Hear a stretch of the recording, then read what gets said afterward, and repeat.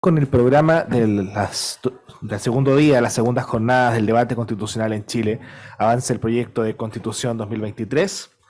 Doy el pase ahora al moderador del panel Forma Jurídica de Estado, Descentralización y Territorio, profesor Dr. Leonardo Cofré. Buenos días a todos, todas. Gracias por estar aquí presentes, ya sea en la sala o de manera online. Mi nombre es Leonardo Cofré, soy académico de la casa, doctor en Derecho, y hoy día, en este momento, nos vamos a concentrar en el tópico sobre forma jurídica de Estado, descentralización y territorio. Un tema acuciante en nuestro sistema, y que requiere también mucha discusión y decisiones que tomar. Así que daremos paso a los ponentes, los y las ponentes, profesor Roberto Viciano de la Universidad de Valencia, profesor Camel Casor de la Universidad Católica del Norte, profesor Felipe Perotti Díaz de la Universidad de Chile y profesora Ana Carmona de la Universidad de Sevilla. Mucho gusto a todos también, quienes no nos conocemos personalmente. Ok, en mi rol asiado de moderador, tengo que moderar los tiempos, entonces les voy a pedir a todos que seamos estrictos con los 15 minutos que tenemos para cada uno, y yo cumpliré la labor de avisarles cuando ya estemos cerca del tiempo para que puedan ir cerrando sus presentaciones.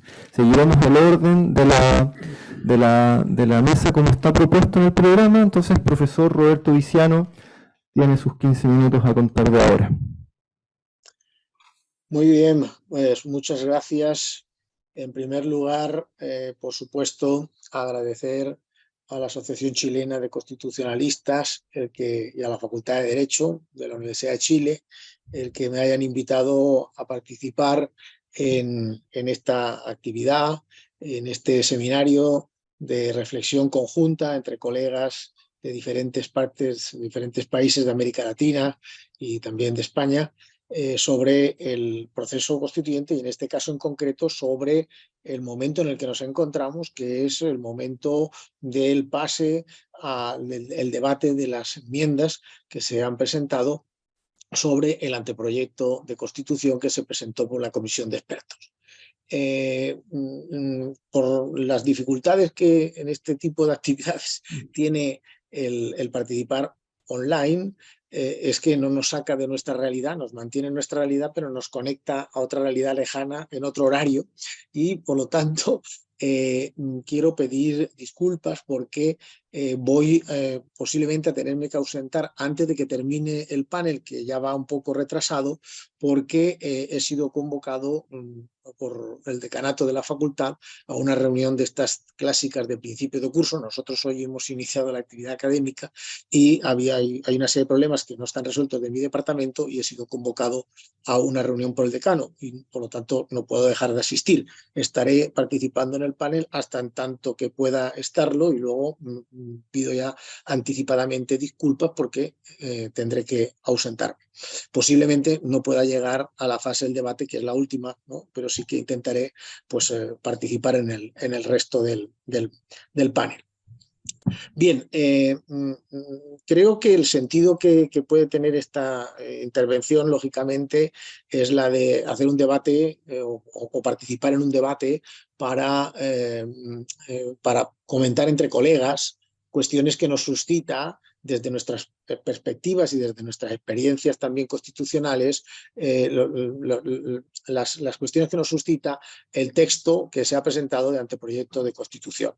Digo esto porque me parece que es un tanto arriesgado el comenzar a plantear escenarios de ciencia ficción sobre lo que pasará con las enmiendas constitucionales y además nos podría abrir un sinfín de combinaciones múltiples que serían difíciles de comentar. Por lo tanto, yo he optado por lo quizá más sencillo, pero también más realista, que es comentar respecto de lo que en este momento sí que tenemos una certeza y es el texto del anteproyecto de Constitución que se ha redactado por la Comisión de Expertos.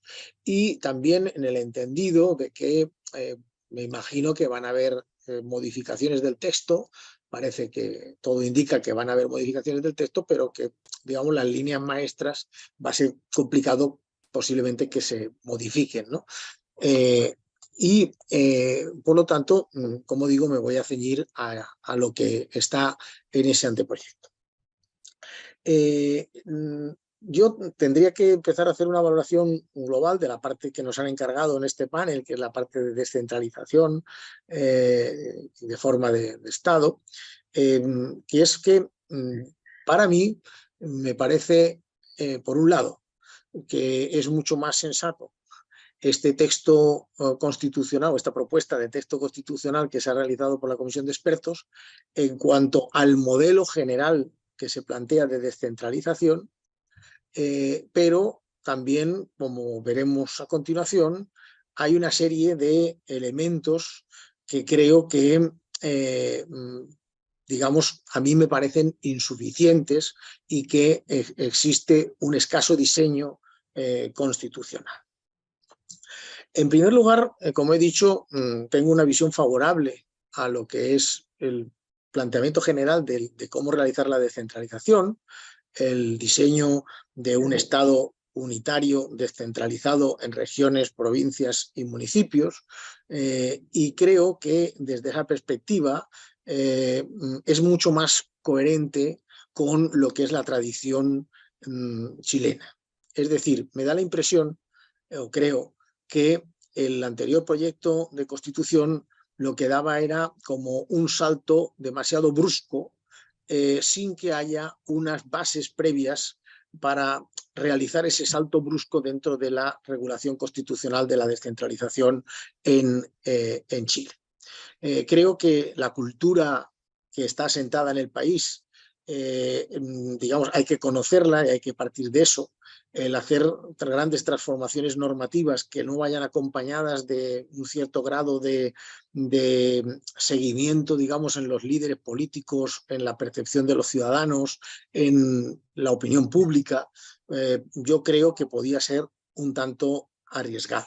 Y por eso me parece que este proyecto, que es en este sentido mucho más moderado, es más sencillo de que pueda llegar a buen término, que avance en la descentralización del país y que luego, en unos sucesivos momentos, pueda darse a lo mejor un paso más allá de la descentralización que se va a realizar en este primer momento de desarrollo del texto constitucional.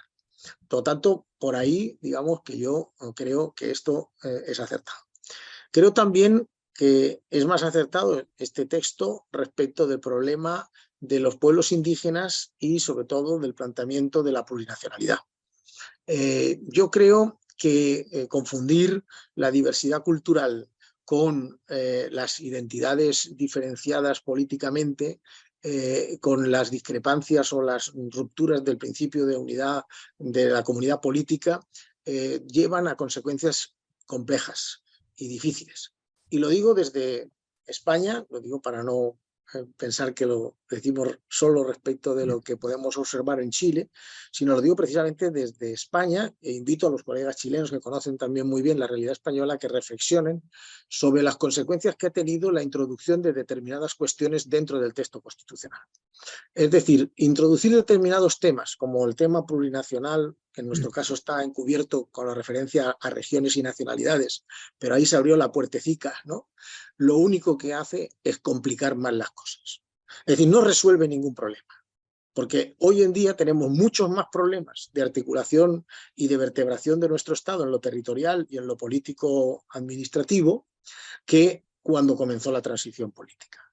Cuando comenzó la transición política, el nacionalismo periférico era un problema relativamente menor, había un problema grave de terrorismo, pero no era significativamente importante como problema político, y sin embargo todo eso ha ido creciendo precisamente porque creo que el texto constitucional abrió la puerta a que ese debate fuera aumentando y que por tanto se empezaran a sustentar posiciones cada vez más disgregadoras dentro de la idea del conjunto de la nación española.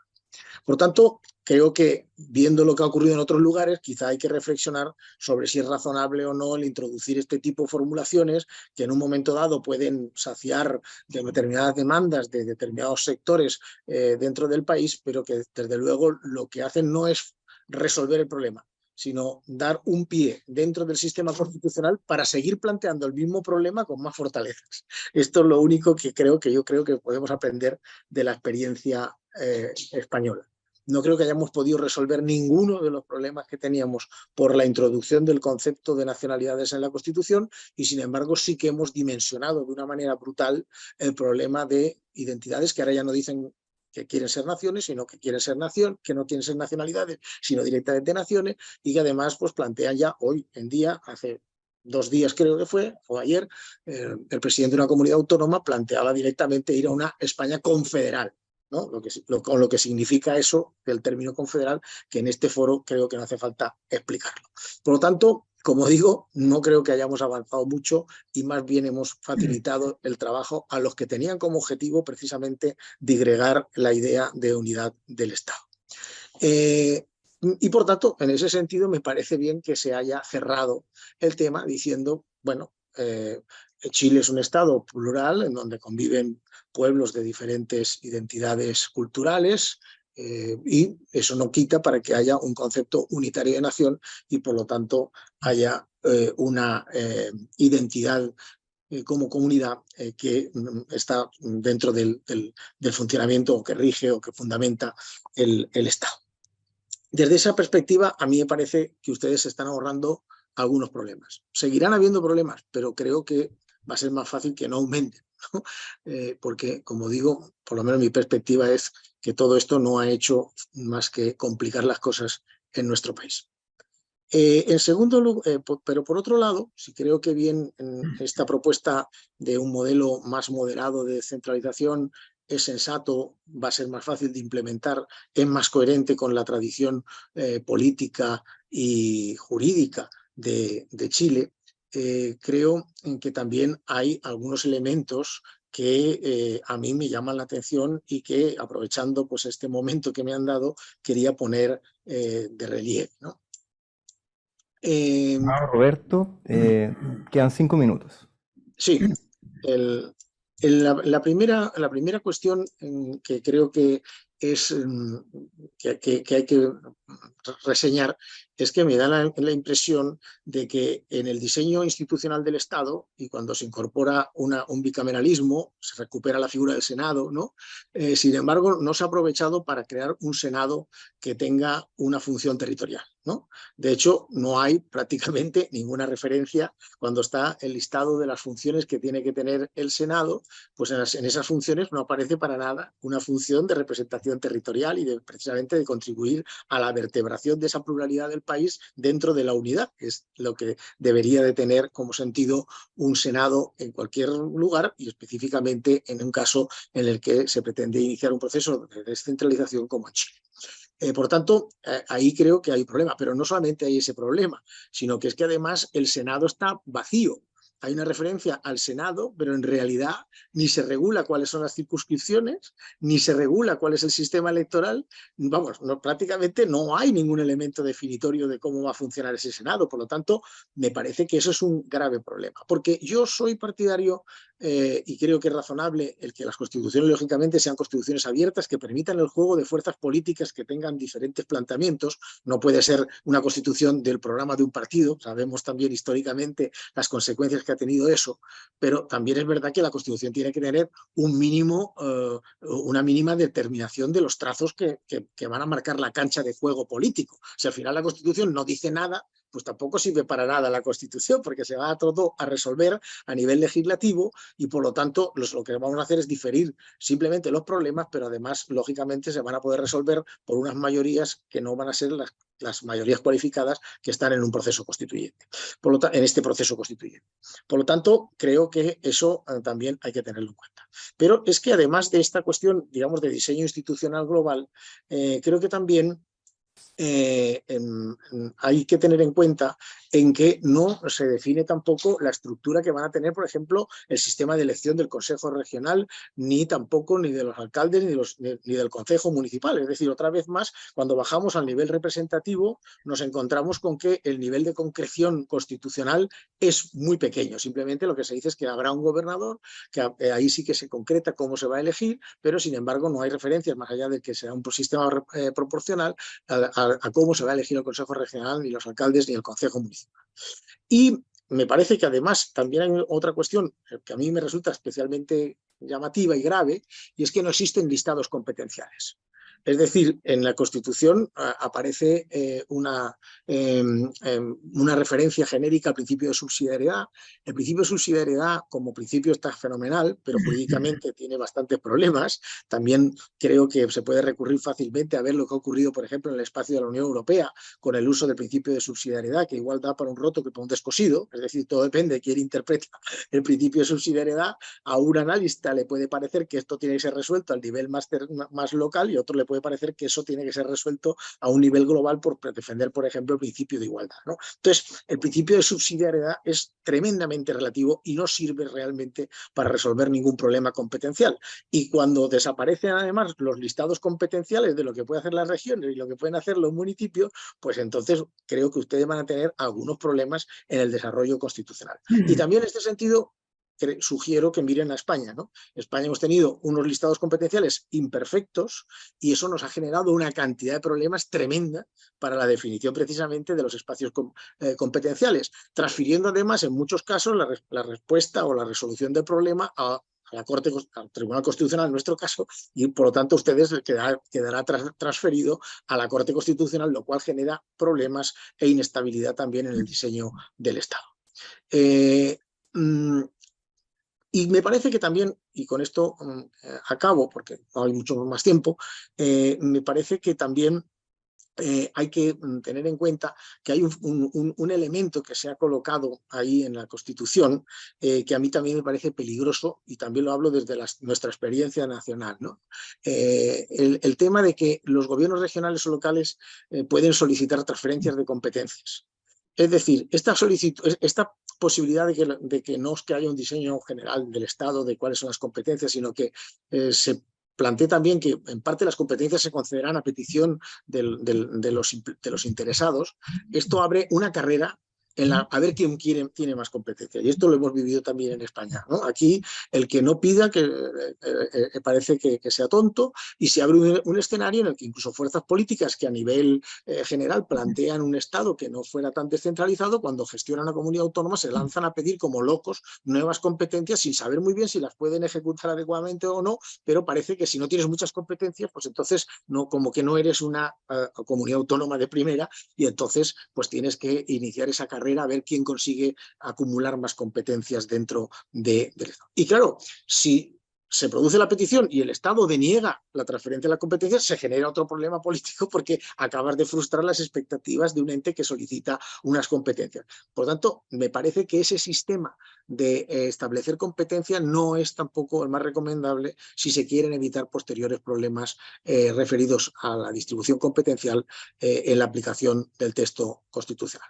Estas son, así muy rápidamente, y disculpen ustedes lo genérico de la intervención, pero creo que el tiempo no daba para mucho más, pero sí que quería poner al menos de relieve estas cuestiones por si servían, en su caso, de algo, para que los colegas pues, puedan efectivamente mirar las experiencias comparadas y ver pues, cómo pueden resolver estos problemas que yo veo, al menos en el texto constitucional, en el proyecto de texto constitucional, para que no se vuelvan a producir situaciones que ya se han dado en otros países y que se pueda aprender en el ojo ajeno, ¿no? Y no tener que sufrir en las propias carnes una experiencia de conflictos constitucionales constantes en el tema territorial. Muchas gracias.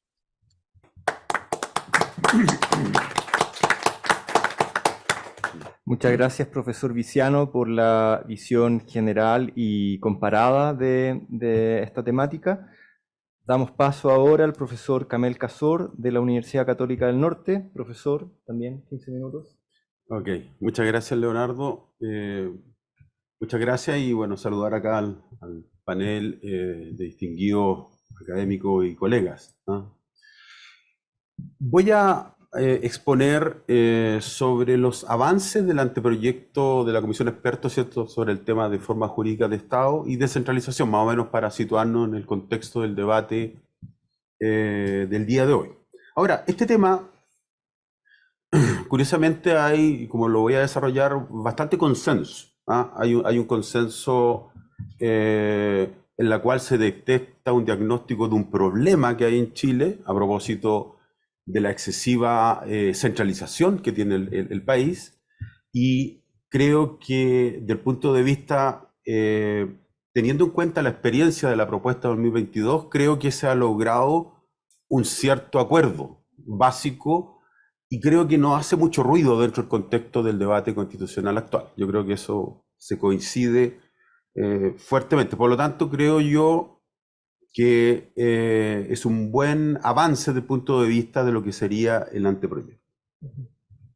Ahora, el segundo punto, y para comenzar, que para mí resulta absolutamente necesario, es el consenso constitucional. ¿Ah? ¿Por qué?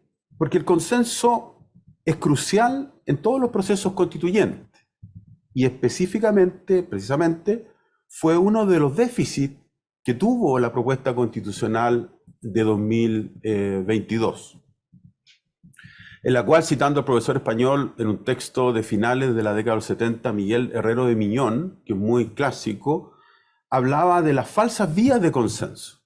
¿Ah? Y, por ejemplo, se hablaba del fenómeno de la desconstitucionalización o el consentimiento apócrifo, que se dio en muchos pasajes de la propuesta constitucional y también cuando se trató la temática de la forma jurídica de Estado. ¿Ah? Entonces eso es bien importante. Ahora, por eso precisamente, este es uno de los grandes desafíos del proceso de 2023, que está en curso. Ahora, brevemente, consenso, ¿qué significa? Es aceptar y compartir con otros los resultados. Ese es el consenso, no es solamente aprobar algo. Y en el caso específico de nuestro proceso actual, que debe combinar la legitimidad político-técnica, que apunta al contenido de la propuesta de la Comisión de Expertos, y una legitimidad democrática directa que se generará en la deliberación y aprobación final por el Consejo Constitucional.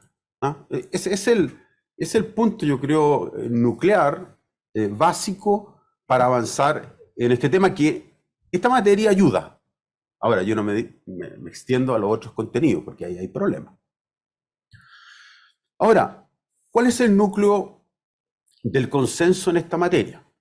Lo determina claramente las bases institucionales y fundamentales del artículo 154.2, que señala que el Estado de Chile es unitario y descentralizado. Es decir, el consenso no podría superar la actual forma de Estado unitario, lo que posibilita además, y esto es bien importante, un avance en la descentralización administrativa y política, porque la Carta del 80 tiene cierta ambigüedad a propósito del tema de la descentralización política. Y especialmente, como yo les decía, es muy importante frente a un Estado excesivamente centralizado como el chileno, lo que representa un claro problema, y especialmente en todo el punto de vista de la posibilidad de generar una distribución territorial del poder que sea coherente. ¿Ah? Yo creo que hay un diagnóstico. Bueno, yo vivo en regiones, yo veo la centralización tremendamente fuerte de Chile. ¿Ah?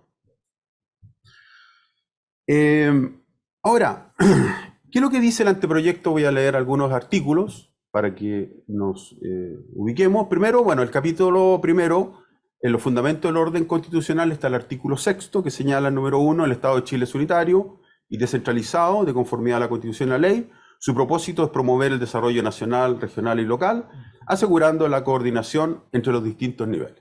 Y el número 2 dice, los gobiernos regionales y comunales serán autónomos para la gestión de sus asuntos en el ejercicio de las competencias, la forma que determine la Constitución y la ley. Y la ley dice, promoverá el fortalecimiento de la descentralización del país y el desarrollo equitativo y solidario entre las regiones, provincias y comunas que integran el territorio nacional, con especial atención a las regiones extremas. Ahora, llama la atención, y hay otra diferencia, Matiz, del artículo 3º de la actual Constitución, que no hace referencia a la desconcentración, ¿no? No lo menciona, pero sí, en otro artículo, más adelante, el 140, habla de la desconcentración administrativa a propósito de los representantes del presidente de la República a nivel de la región y a nivel de la provincia. Pero lo que quiere dar énfasis, aquí yo creo que estoy de acuerdo, más bien el énfasis a la descentralización. El 123 ya en el capítulo en particular, el 6º del Gobierno de Administración Regional y Local, señala primero que el territorio de la República se organiza en regiones, provincias, comunas y territorios especiales. Segundo, esta organización tendrá como objetivo la integración armónica y el desarrollo sostenible del país y observará los principios de solidaridad, equidad territorial, pertinencia territorial, radicación preferente, coordinación y asociatividad, responsabilidad fiscal y prohibición de tutela. Hay un artículo del 128 que se votó en la subcomisión de la comisión experto que lo sustituyeron y parte del contenido lo pasaron al actual artículo 129. Y ahí yo vi una sesión por YouTube, ahí aparecía.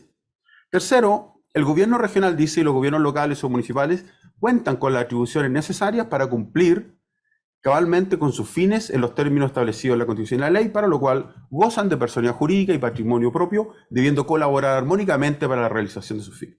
Las provincias constituyen una división administrativa del territorio cuyas autoridades realizan solo funciones administrativas de gobierno interior. Ahora, esto también es un matiz respecto a la propuesta de 2022, porque en 2022, recuérdense, las provincias desaparecían de la división política administrativa.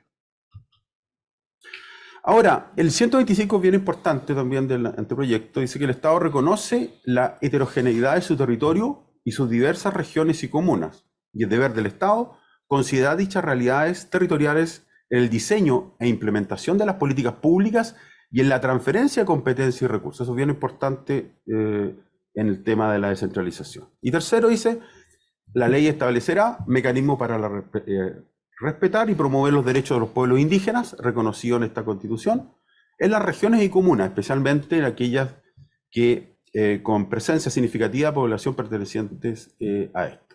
Acá, obviamente, esto es un cambio cualitativo, porque está acorde ahora con las bases fundamentales, donde hay un reconocimiento por primera vez en el sistema constitucional chileno de los pueblos originarios, ¿cierto? Pero no hace referencia, como lo hacía la propuesta 2022, a las autonomías territoriales indígenas. Eso no está dentro del diseño actual. Ahora, en el anteproyecto, tanto en la subcomisión de principios de derecho civil y político y la subcomisión del sistema político y forma de Estado, hubo un amplio consenso, como lo decía anteriormente, técnico-político. Esto yo lo acentúo, este consenso del técnico-político, en torno a la redacción y al contenido de lo que se quería establecer. ¿Qué es lo que era? ¿Dónde está el consenso? Uno, en la forma de Estado unitario, que está en las bases, ¿cierto? La división política y administrativa, que reproduce prácticamente lo que está actualmente, las regiones, las provincias, comunas, territorios especiales e insulares. Tercero, los alcances de la descentralización, tanto en los gobiernos regionales y gobiernos locales, administrativa, política y financiera. Yo creo que ahí es donde está el punto más importante, en la descentralización política y también de carácter financiero. Siguiente. Después, esto es novedoso, las formas de coordinación, también hubo un consenso y se crean un órgano que se llaman consejos de gobernadores y consejos de alcaldes para lograr un tipo de coordinación. Y yo creo que uno de los más relevantes es el 129, que regula el tema de la transferencia de competencias del poder central hacia los poderes locales. Y finalmente, como yo lo mencionaba, hace referencia solamente un artículo, la desconcentración, respecto a los representantes del presidente de la República en las regiones y provincias, que se mantendría, por lo tanto, la figura de los delegados presidenciales regionales y provinciales, más o menos. Y eso, obviamente, el Pleno lo ratificó, creo que sin ningún problema. Ahora, ¿qué ha pasado con la discusión en el Consejo Constitucional? En esta instancia de materia, la participación ciudadana, ¿cierto? Primero, acuérdense que hay una participación ciudadana que creo que fue importante, no fue menor, desde el punto de vista, se centró principalmente en audiencias en las cuales se escucharon principalmente a especialistas. Y también se presentaron 54 iniciativas populares de normas en este tema, pero ninguna de las cuales obtuvo los 10.000 firmas para ser discutida finalmente en el Consejo Constitucional. Eso demuestra que hay un consenso, ¿ah? Desde el punto de vista, hubo unas iniciativas que eran menores, pero creo que no prosperaron. También se abrió un periodo para que los consejeros constitucionales representen sus enmiendas, ¿cierto?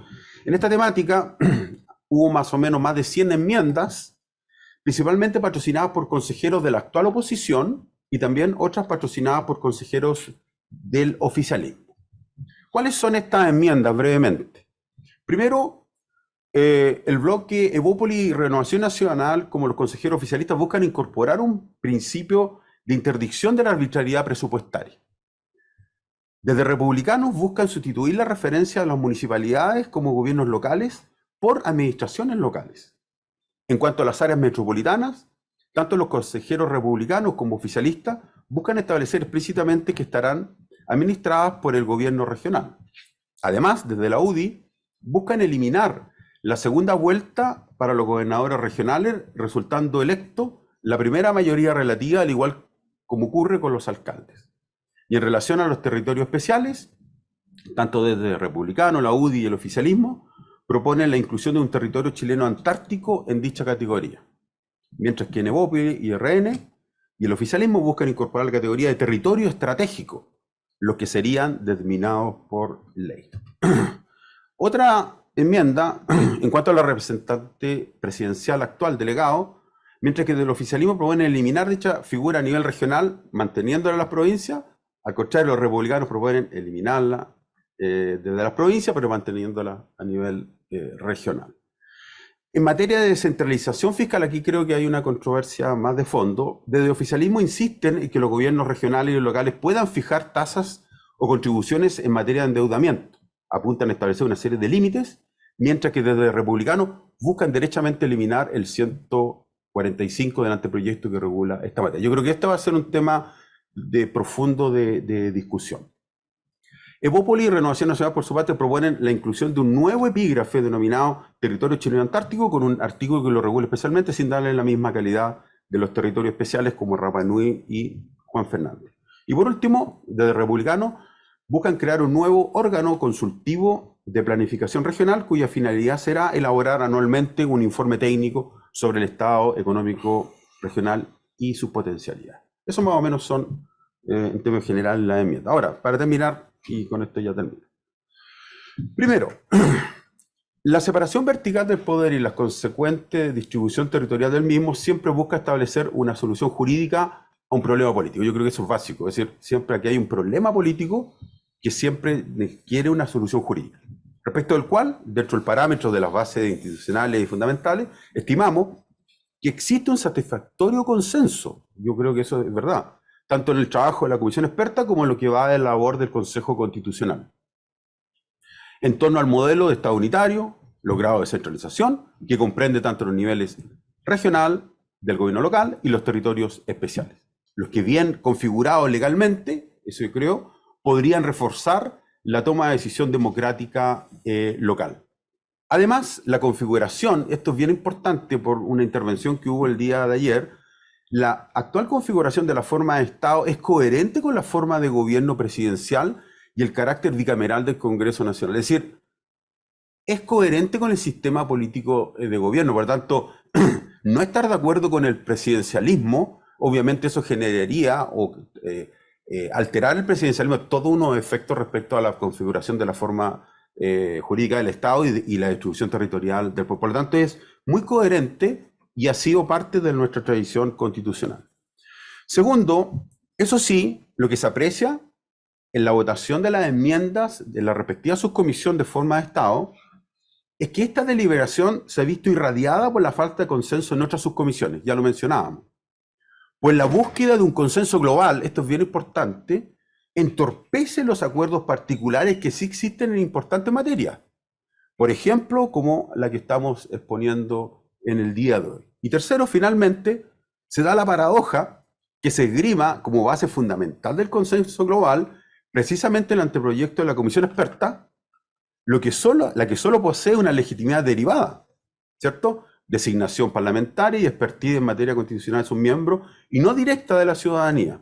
De ahí que el consenso global alcanzado en el seno de la Comisión Experta deba ahora demostrar, en esta nueva fase deliberativa, la máxima flexibilidad y pragmatismo político. Yo eso lo subrayo.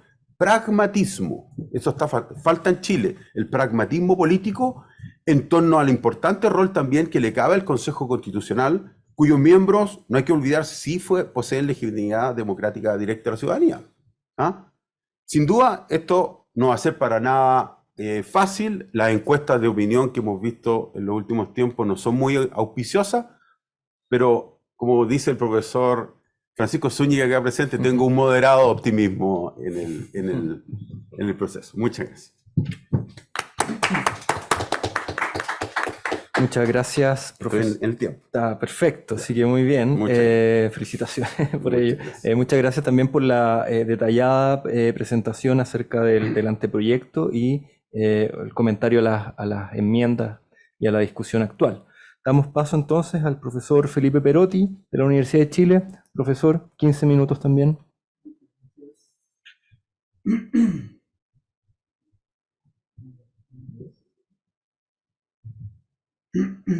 Bien, primero que todo me quiero sumar a los agradecimientos a la Asociación Chilena de Derecho Constitucional. Para mí es un honor compartir con tan destacados juristas y profesores y profesoras que nos acompañan desde el exterior, pero a través de la vía telemática podemos resolver esos problemas de distancia. Así que nuevamente muchas gracias por esa invitación.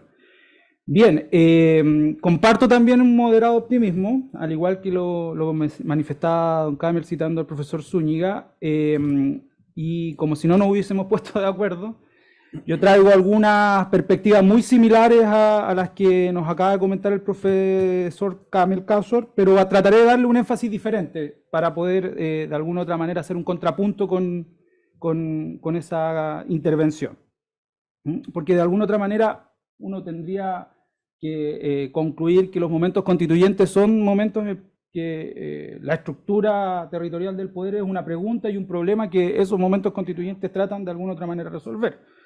Y de alguna u otra manera, para bien o para mal, la Convención Constitucional trató de abordar ese problema, obviamente que a su vez con otros problemas también de alta intensidad en la discusión constitucional, el Estado Social y Democrático de Derecho, la diversidad cultural a través del Estado plurinacional, un nuevo arreglo institucional entre los poderes legislativo y ejecutivo, y bueno, también promovió una alternativa a la distribución del poder en los territorios, y por lo tanto, de alguna u otra manera, ese debate se proyecta también nuevamente en este proceso constitucional 2.0, 3.0, dependiendo de cómo cada uno lo quiera contar, pero obviamente con otras dimensiones. Primero ya tenemos un marco constitucional a partir de la reforma de la ley 21.533, que establece bases constitucionales o institucionales, como las denomina el texto vigente, en donde la base constitucional número 2 precisamente establece un marco de juego, un marco de acción, que es el Estado unitario y la descentralización. Y por lo tanto ahí ya hay una diferencia que de alguna u otra manera trasunta a la hora de plantear esta nueva discusión constitucional. Sin embargo, para plantear este marco, yo voy a tratar solamente de hacer énfasis en tres elementos, algunos diagnósticos compartidos, muy en línea con lo que acaba de señalar el profesor Camel Kazor, algunos elementos interesantes de la discusión y las enmiendas que se dieron a propósito de la última etapa del Consejo Constitucional, que ahora comienza su debate, y algunas perspectivas hacia el futuro, entendiendo también de que hay algunos nudos críticos que tenemos que resolver. En cuanto al diagnóstico compartido, yo creo que esta vocación de ir afinando acuerdos en cuanto al tema de la distribución o la organización territorial del poder tiene, yo creo, larga data en nuestro país, por lo menos desde el año 1991. Uno puede ir reconociendo e identificando reformas constitucionales y legales que primero partieron democratizando el poder local a nivel municipal, luego el año 2009 a nivel regional, y que han ido de la mano también con ir buscando fórmulas de descentralización administrativa a través de la descentralización de los poderes administrativos en los consejos regionales de manera fiscalizadora, normativa, y también en los gobernadores o las gobernaciones regionales. Y por lo tanto ha habido un camino en que se ha tratado de ir alineando progresivamente la democratización del poder local, la descentralización política y administrativa con reformas constitucionales y legales de un importante calado. Hoy día, sin ir más lejos, tenemos una propuesta en el Parlamento de descentralización fiscal que trata de ajustar precisamente esa descentralización política que progresivamente se ha ido construyendo con la descentralización fiscal que de alguna otra manera va de la mano también con mayor capacidad de decisión política en los territorios. Y esto no es baladí porque de alguna otra manera puede ser la respuesta también porque en el seno primero de la comisión experta y luego de algunas enmiendas en el Consejo Constitucional hayan cierta sintonía entre las propuestas de cambio al texto de los expertos o el mismo texto de los expertos en cuanto a ciertos puntos fundamentales. Yo solo me voy a detener en algunos elementos de continuidad entre la propuesta constitucional que fue rechazada el año 2022 con algunos elementos de los expertos, partiendo del antecedente. Ya el antecedente que nosotros tenemos que siempre convocar desde un punto de vista político del Acuerdo por Chile, que se suscribió el 12 de diciembre del año 2022, uno de los primeros bases que se acuerdan en el Acuerdo por Chile dice relación con la forma política y la distribución territorial del poder. Chile es una república democrática y Chile es un Estado unitario, y eso ya fue una consolidación de una suerte de continuidad institucional. Claro, uno en la propuesta de la Convención Constitucional no era tan evidente ni tan claro porque no había una consagración del Estado unitario, pero después de los vaivenes que se dieron en la Convención se llega a la fórmula política de que el Estado es único e indivisible y que al final del día los gobiernos locales y regionales responden a los intereses generales de la República, se hablaba ahí en el proyecto de la Convención, como consecuencia de todos los debates que se dieron. Esto sin desmerecer los matices que luego vamos a ir viendo que se van dando con la propuesta de la Convención del año 22, pero me parece a mí, y habiendo observado muy de cerca el proceso del año 22, uno puede entender que hay cierta coincidencia, porque precisamente en la Comisión de Forma de Estado, al menos en el capítulo de gobierno local o gobierno municipal, la propuesta, ustedes revisan en la historia de esa discusión, es una propuesta que formuló casi mayoritariamente la derecha política en ese momento, que es a su vez luego posteriormente aprobada por el Pleno de la Convención y que en algunos puntos, si uno hace una suerte de arqueología de los artículos y disposiciones, tiene algunas respuestas en el proyecto de la Comisión Experta. Dos ejemplos claros, los voy a profundizar en un minuto más: el concepto de autonomía territorial, que es un concepto que viene a despuntar en este proceso constituyente, pero también en el anterior, y el concepto de gobiernos, de gobierno local o de gobierno regional, que ya está más asentado, pero el de gobierno local que es una lucha ya casi por 30 o 40 años del municipalismo chileno, ¿ya? En segundo término, una suerte de continuidad, de nuevo, vuelvo a advertir con los matices que tenía la propuesta de la Convención del año 22 con la de la Comisión de los Expertos, con el texto del anteproyecto, dice relación precisamente con el énfasis en el principio de autonomía territorial, en sus tres dimensiones, política, fiscal y administrativa. Relevar también el concepto de gobiernos locales, que me parece que lo único que viene a hacer es a profundizar la reforma del año 2017 con la ley 21.074, que dividió entre el gobierno interior y el gobierno y la administración regional, y por lo tanto desde esa perspectiva vuelve también a despuntar un nuevo consenso. Si uno revisa la discusión que se dio en la comisión experta, en la subcomisión temática respectiva, de hecho, si mi memoria no me falla, la comisionada Natalia González decía expresamente también su compatibilidad con este tipo de principios, que lo que hacían era efectivamente levantar o relevar la importancia de la capacidad de autogestión y autonomía que podían tener los gobiernos locales y regionales.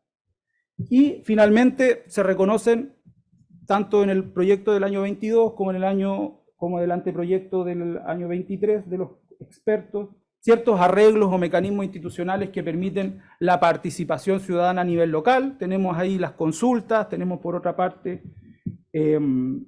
los denominados foros de deliberación a nivel local, a nivel regional, la participación local también en las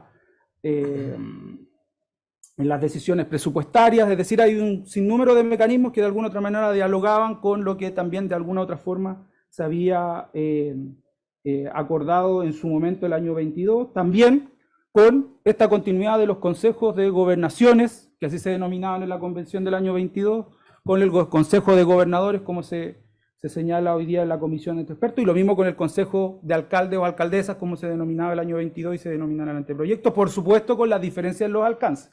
Ya eso yo quiero siempre ponerlo de relieve, porque sin duda alguna que desde un punto de vista del texto, los alcances de algunas atribuciones tienden a ser mucho más acotada, mucho más sumaria, mucho más resumida, y por lo tanto le da más espacio al legislador para ir configurando estos espacios de decisión institucional que de alguna u otra manera lo que buscan es aumentar el grado de intervención o de participación de los entes locales a escala nacional. Ahora bien, a propósito de las enmiendas, creo que, bueno, el profesor Camel hizo un excelente resumen de las enmiendas. Yo solamente voy a apuntar algunos elementos esenciales. Si uno hace un análisis de las 2.000 enmiendas, más de las 1.000 enmiendas, perdón, el Partido Republicano sin duda alguna se lleva la mayor cantidad de enmiendas que realiza, de las 400, y de esas 400, la mitad que ellos formulan es a propósito del capítulo de gobierno y administración regional y local. Y si uno quisiera identificar los elementos o los presupuestos que conducen esas enmiendas, todos dicen relación precisamente, por ejemplo, a restablecer el concepto de administración local por el de gobierno local, ¿no es cierto?, restableciendo la conceptualización que hoy día existe en la Constitución, o de administración municipal. Hay un sinnúmero de cambios o modificaciones que van en esa línea. Uno que me parece muy trascendente e importante es en el capítulo primero, a propósito de los fundamentos del orden constitucional, la eliminación del principio de autonomía territorial. Hay enmiendas expresas que buscan eliminar o derogar esa propuesta del anteproyecto constitucional.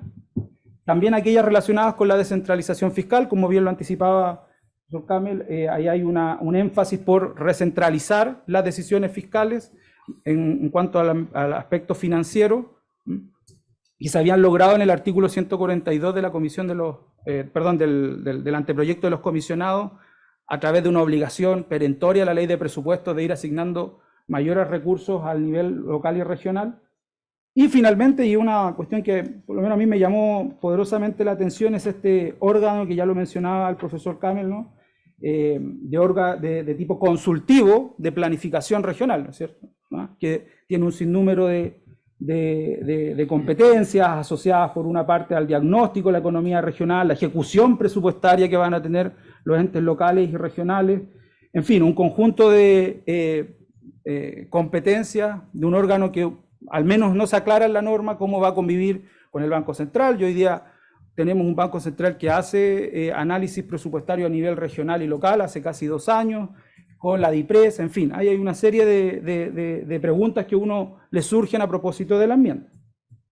Ahora bien, a pena de no ser, ni tampoco quiero transmitirles pesimismo, pero precisamente como decía el profesor Camel Casor, acá el desafío de la enmienda es precisamente operar con el pragmatismo político. Si uno analiza las enmiendas del otro grupo político de derecha, sin duda alguna que ve muchas coincidencias con lo que sus expertos en su minuto promovieron.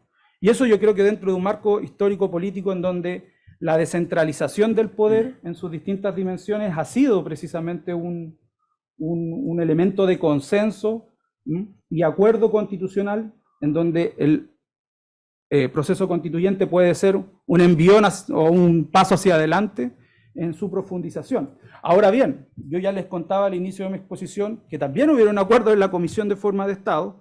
Yo creo que los elementos disonantes en el proyecto de la Constitución del año 22 fue el Estado plurinacional, sin duda alguna, porque los elementos más complejos, como por ejemplo tener competencias legislativas diferenciadas a nivel nacional, regional, eso no quedó.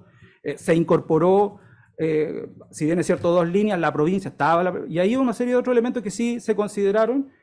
Acá podríamos, espero que no sea así, pero podríamos también toparnos con el mismo problema, por no tener ese pragmatismo político en torno a ciertos acuerdos basales en elementos que son estructurales del Estado, como es su distribución, como es la distribución territorial del poder.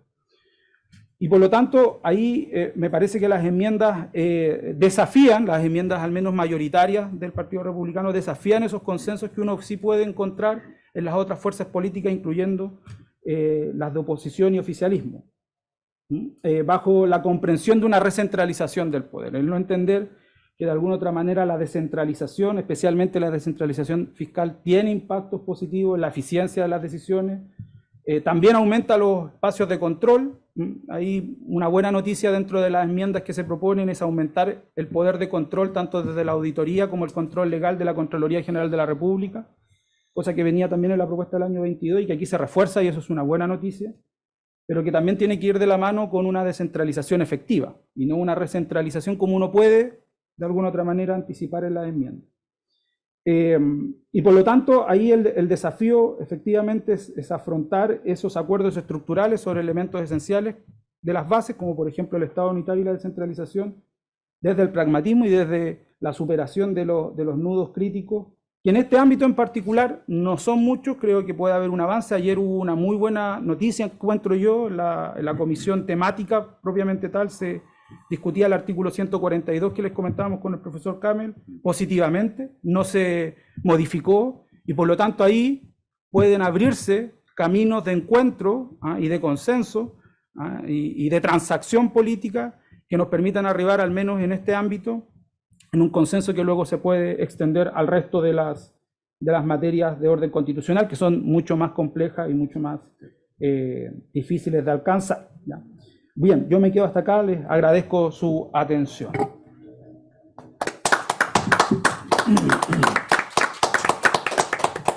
Muchas gracias, profesor Perotti, por estar muy a tiempo, y también gracias por el análisis detallado y la mirada sistémica también muy necesaria para analizar estas materias. Así que muchas gracias. Damos paso entonces a la profesora Ana Carmona. Profesora, 15 minutos, el tiempo es suyo. Muy bien, muchas gracias. Quiero empezar, como no puede ser de otra manera, agradeciendo a la Universidad de Chile y a la Asociación de Constitucionalistas Chilenos que me hayan brindado la oportunidad de participar en este foro. También de hacerlo en un tema que me resulta especialmente interesante, como es la descentralización territorial del poder político. En ese sentido, intervenir la última tiene la desventaja de que en buena medida todo o buena parte del contenido de mi exposición ya ha sido tratado por quienes me han precedido en el uso de la palabra. Y tengo que decir que como observadora externa, buena parte de mi análisis coincide con el enfoque que ha puesto en manifiesto el profesor Roberto Viciano.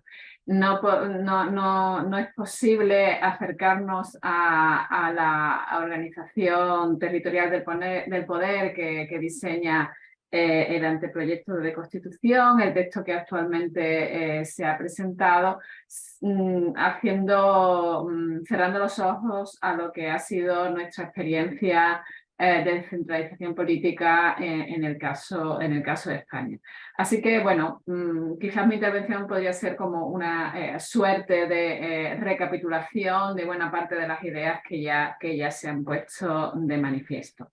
Es muy importante subrayar, porque aquí ha habido una general coincidencia, en el hecho de que cómo se articula el poder político a escala territorial es uno de los elementos centrales de cualquier constitución y, por supuesto, de todo proceso constituyente.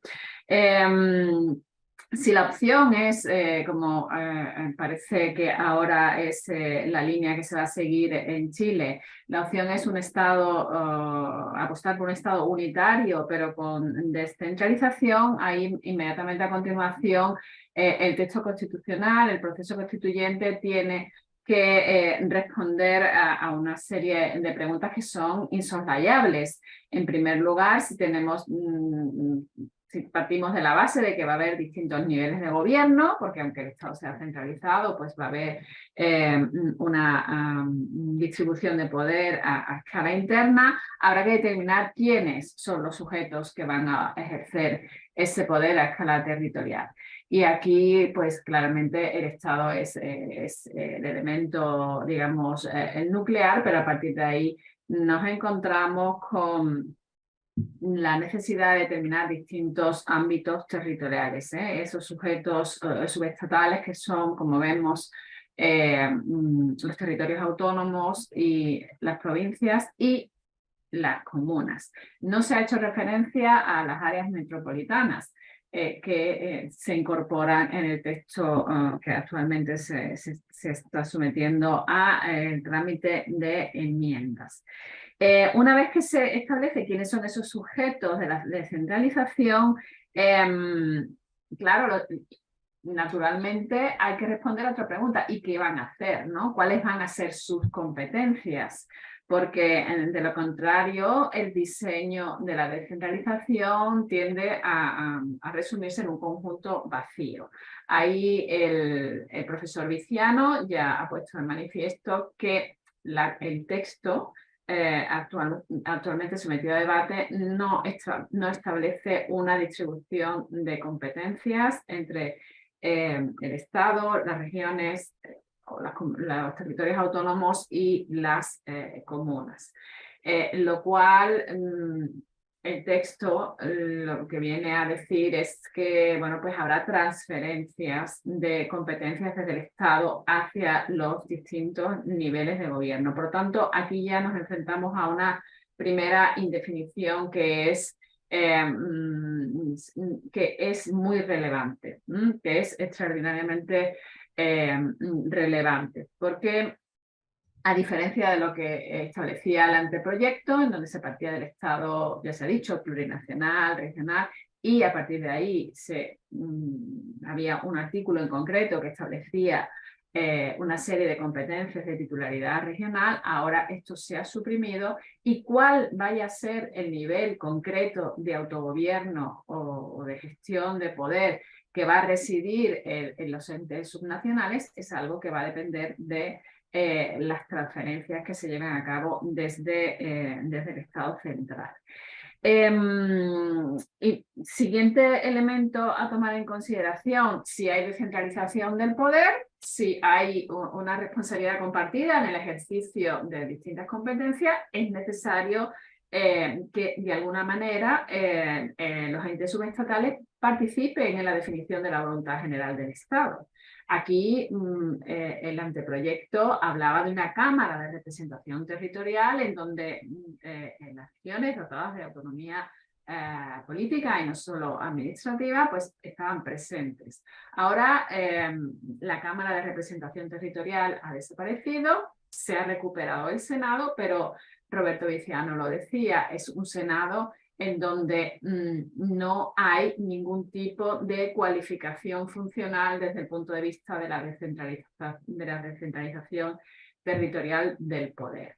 Para no haber, ni siquiera hay tampoco una determinación de quiénes van a integrar esta Cámara.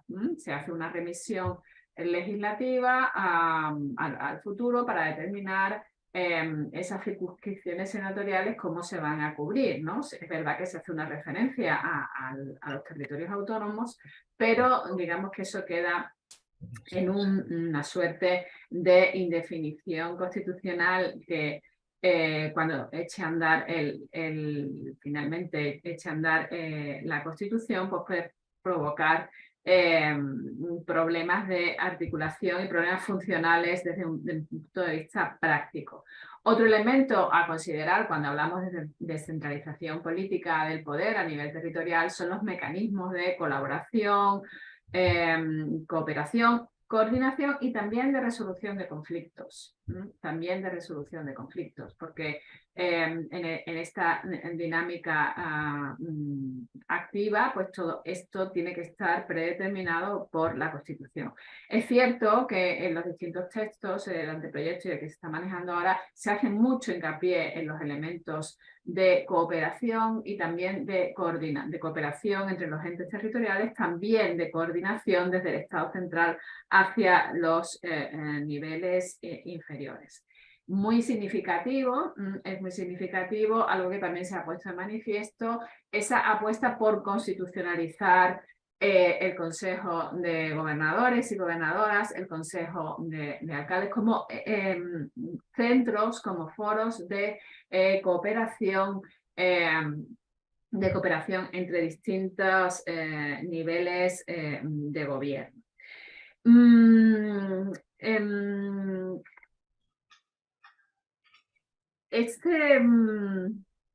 Este texto que se somete ahora al trámite de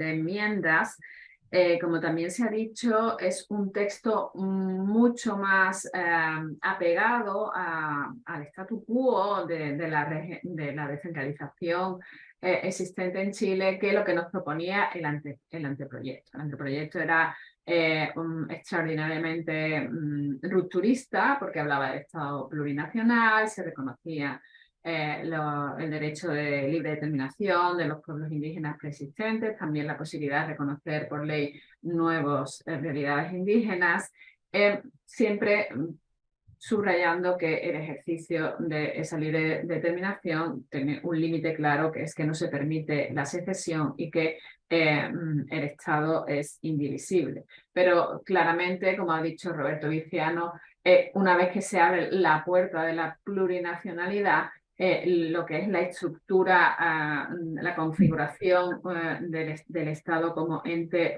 único, ahí se abre una vía importante de quiebra.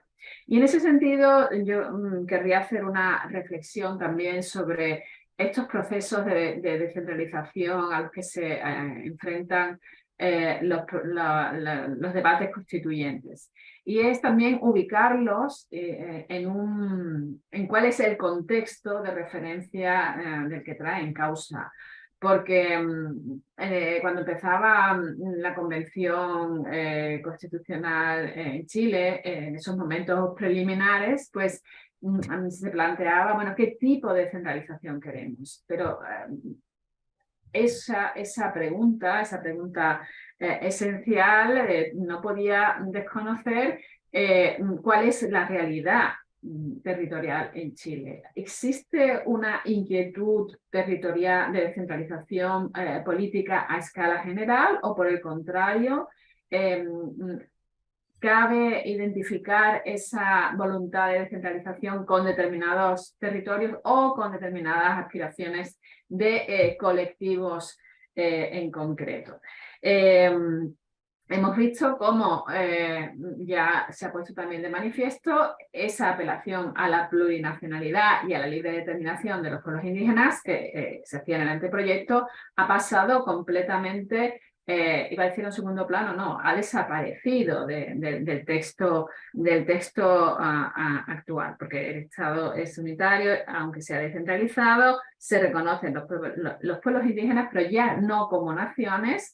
Y ese reconocimiento de los pueblos indígenas se inscribe en la vinculación que se establece entre los pueblos indígenas como parte de la nación chilena, que es única e indivisible. Esto de la unidad e indivisibilidad de la nación en España es un tema recurrente, es una fuente constante de conflictos. Y aquí, bueno, pues se ha hecho un ejercicio de realismo en Chile, se ha cerrado estas puertas sin dejar de reconocer esa diversidad étnica y cultural de estos pueblos. Me resulta interesante y quiero poner de manifiesto que con respecto al anteproyecto, el texto que se somete ahora al trámite de enmiendas ya no habla de Estado regional, sino del gobierno y la administración regional y local. Aquí, en relación con esta administración regional y local, el texto que se va a debatir es un texto que recupera buena parte de ese caudal de reformas constitucionales previas que ha habido en Chile y que ahora pues se ratifican o se mantienen, ¿no? La figura del gobernador o gobernadora de la región es muy importante, es un elemento central dentro de la organización institucional de las entidades autónomas.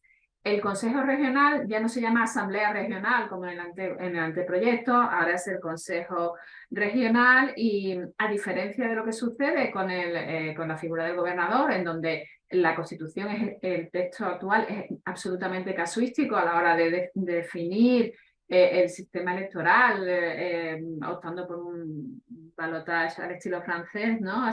De una segunda vuelta, si no hay un candidato que obtenga la mayoría absoluta. En el Consejo Regional, bueno, pues ya claro, al no haber autonomía legislativa, ya es un órgano que forma parte de la institucionalidad de los territorios autónomos, pero queda en un segundo plano. Ana, quedan 2 minutos. Sí, y para terminar, lo que sí que me parece que es importante y que debe ser puesto en valor es la importancia de las comunas, la importancia de las municipalidades, que ahí digamos que es un elemento al que se presta mucha atención y tiene una regulación pormenorizada. A modo de conclusión, y para no abusar del tiempo que tenemos a nuestra disposición, me parece que en el tema territorial el actual texto que se va a someter a enmiendas establece una línea de continuidad con el estatus precedente, no se ha optado por una ruptura como era la opción de la convención. Y también, en segundo lugar, quiero poner de manifiesto que una vez que la Constitución establece que el Estado chileno es un Estado unitario descentralizado, inmediatamente a continuación, si observamos y analizamos las distintas disposiciones constitucionales que se refieren a esta materia, el elemento característico es el de la remisión legislativa. La Constitución toma esta decisión central, fundamental, pero lo que vaya a ser efectivamente la configuración de este Estado descentralizado va a corresponder en buena medida a lo que decida el legislador futuro. Muchas gracias.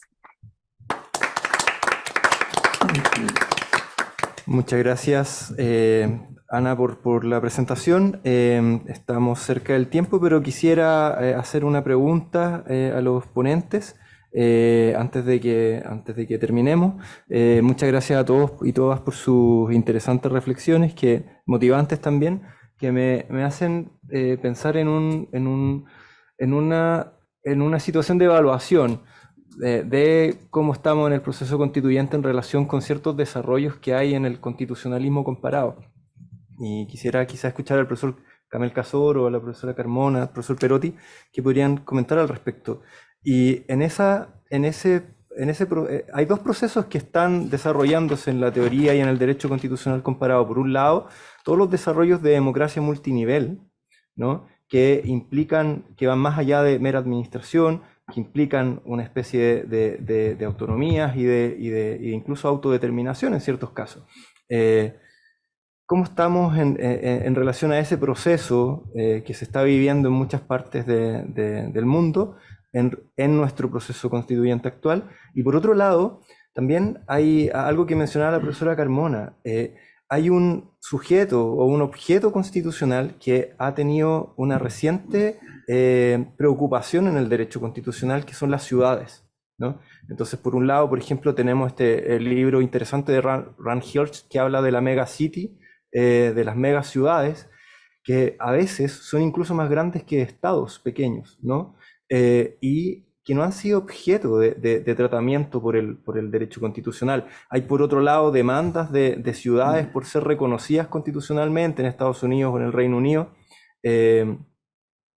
y parece ser que está ajeno a esto. Entonces, en este proceso constituyente, ¿cómo estamos en relación a estas ideas de democracia multinivel y, por otro lado, el reconocimiento de las ciudades como objetos o sujetos constitucionales? Profesor Camel. Sí. Brevemente me quiero hacer referencia a lo primero, a la democracia multinivel. Lo otro no lo conozco en profundidad, por lo tanto no quiero hacer referencia. A ver, a nivel de la descentralización chilena, creo que se ha avanzado desde el punto de vista de lo que es la legitimidad democrática de los representantes, ¿cierto? Tanto lo que fue el gobierno comunal, ¿cierto? La elección de los concejales, los alcaldes, posteriormente la elección ya directa de los consejeros regionales y después la figura del gobernador regional. Ahora, yo creo que eso no se enfocó necesariamente en una profundización democrática. ¿Por qué? Porque, y especialmente a nivel de los gobiernos regionales, desde el punto de vista de la escasa participación de la ciudadanía en las votaciones, por ejemplo, la elección de gobernador regional del 2021, fue muy baja la participación de la ciudadanía, mucho desconocimiento de los candidatos que se presentaban, y creo que no ha sido necesariamente un incentivo de participación democrática. Eso yo creo que... Ahora, sí se podrían crear mecanismos de profundización. Por ejemplo, ya hay alguno y parece que el proyecto tiene a propósito de ciertas consultas a nivel municipal, en la cual los ciudadanos pueden ser consultados y ojalá que sea con carácter vinculante. Yo creo que sería un buen elemento de profundizar a nivel comunal, que en un ámbito que tú sabes que está muy cuestionado desde el punto de vista de la administración financiera, ¿cierto? Está muy compleja la situación municipal en el día de hoy, y ahora también pasó a un problema de ejecución presupuestaria a nivel de los gobiernos regionales, ¿cierto? A propósito de que hay recursos, pero no hay mecanismos de ejecución. Entonces, yo creo que a lo mejor la participación podría estar asociada no solamente a la elección, sino que creo que la ley lo posibilita. El actual proyecto creo que no va en el sentido contrario, de mayores mecanismos en la cual las personas puedan tomar ciertas decisiones. Ahora, también está un mecanismo que yo creo que se podría implementar en la democracia digital, ¿cierto? A través de la participación de las discusiones en votaciones, en la cual los ciudadanos perfectamente podrían tener una incidencia en la toma de decisiones. Eso es lo que yo podría mencionar a propósito de la democracia. Profesora Carmona, quizás se puede referir un segundo a las ciudades, ¿no? Sí, el tema de las ciudades y las áreas metropolitanas me parece un elemento que hay que tener muy presente cuando se habla de descentralización política y de una mejor gobernanza territorial. Porque el profesor Viciano ponía de manifiesto el tema del principio de subsidiariedad que se recoge expresamente en el texto constitucional. Pero si se quiere dotar de un contenido efectivo a ese principio de subsidiariedad, un principio que nos dice que ejerce la competencia, presta el servicio a aquel nivel de gobierno que está más cercano a la ciudadanía y que está en unas mejores condiciones para llevarlo a cabo, creo que es importante, es muy conveniente que el tema del nivel local se ponga el foco sobre su regulación. Un nivel local que no solo se hace en realidad o adopta un rostro en el caso de las comunas o las municipalidades. Porque para el tema, por ejemplo, de transportes, el tema de la red viaria, el tema de la prestación de servicios sanitarios, etcétera, es muy importante desarrollar esta dinámica a la que también nos hemos referido, de la necesidad de cooperación y entre los entes locales y regionales, pero también de coordinación desde aquellas instancias que están mejor posicionadas para optimizar la gestión y prestación de servicios públicos, el ejercicio de competencias por los niveles de gobierno más idóneos para su prestación. Entonces, yo creo que también tenemos que superar o tenemos que avanzar, superar no sería el término adecuado, tenemos que avanzar en la consideración de esta democracia multinivel, insertando sujetos que son novedosos como las áreas metropolitanas, y quizás dejar un poco que sujetos como la provincia, ¿no? En España también las provincias están muy discutidas, ¿no? Pues están constitucionalizadas, pero que hay que abrir la puerta a nuevas formas de organización territorial de poder, y sin lugar a dudas el tema de las ciudades, de las áreas metropolitanas es esencial. Muchas gracias, profesora. Cerramos entonces con el profesor Perotti. Gracias, profesor. Solo tres observaciones a propósito de la pregunta que nos hace y de las intervenciones que me antecedieron. Efectivamente, uno puede ver que hay una suerte de uso, me parece virtuoso, de la descentralización como un principio para mejorar la gobernanza y la gobernabilidad democrática, ya sea a nivel local, regional o nacional. Y uno sí puede haber ciertos mecanismos de participación política en la comisión de expertos que de alguna u otra manera pueden tener alcance en distintos niveles.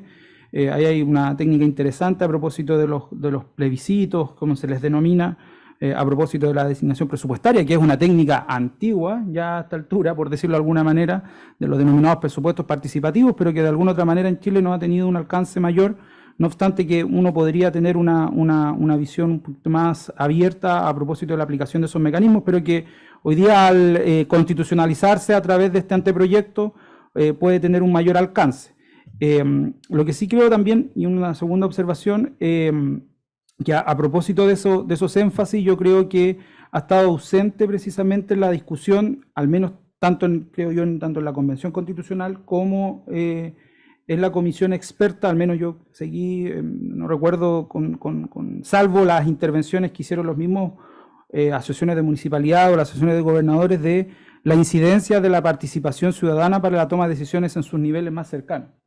Yo creo que allí la técnica y la política se divorcian, por ponerlo de esa manera, porque políticamente, claro, los alcaldes y las alcaldesas han hecho mucho énfasis en el primer y en el segundo proceso, si ustedes lo quieren contar así, de tener mayores canales de comunicación con las personas que de alguna u otra manera van a ver incididas en su vida las decisiones. Y claro, las decisiones políticas a nivel local o regional. Y uno ve, por ejemplo, en el anteproyecto que efectivamente hay una consagración de servicios públicos municipales, regionales, pero no hay de alguna otra manera la identificación de un elemento que concrete eso a propósito de mecanismos efectivos de incidencia de la participación ciudadana. Y por lo tanto ahí yo creo que tenemos un desafío, creo que podría ser interesante que las enmiendas pudiesen eventualmente intensificar esas relaciones. Y bueno, el tema de la área metropolitana, que lo conversaba también la profesora y lo mencionaba la profesora Carmona, me parece que aquí podría haber habido una oportunidad de saltar del texto constitucional vigente a esta propuesta de constitución, ya sea en su anteproyecto o en el final, una mayor atención, sobre todo porque hoy día la mayoría de la población en nuestro país vive en ciudades. Y si bien es cierto, tenemos un Chile vaciado al nivel rural, y bueno, tendremos que entonces tener algunas políticas públicas asociadas a eso. También hay que tener atención a aquellas lógicas tanto de participación política como de organización a nivel institucional en las ciudades, y ahí las áreas metropolitanas podrían ser una herramienta para conducir esos procesos. Muchas gracias, Felipe. Cerramos entonces esta mesa. Muchas gracias a todos los asistentes por su atención y nos encontramos. Ahora haremos una pausa de 15 minutos en razón de coffee break. No se desconecten, seguiremos con la transmisión en línea, pero en negro, para que nuestros panelistas extranjeros que están, o nacionales que están por Zoom, continúen en línea. Eso, volvemos a las 5 para las 2, un poco antes. Les avisaremos.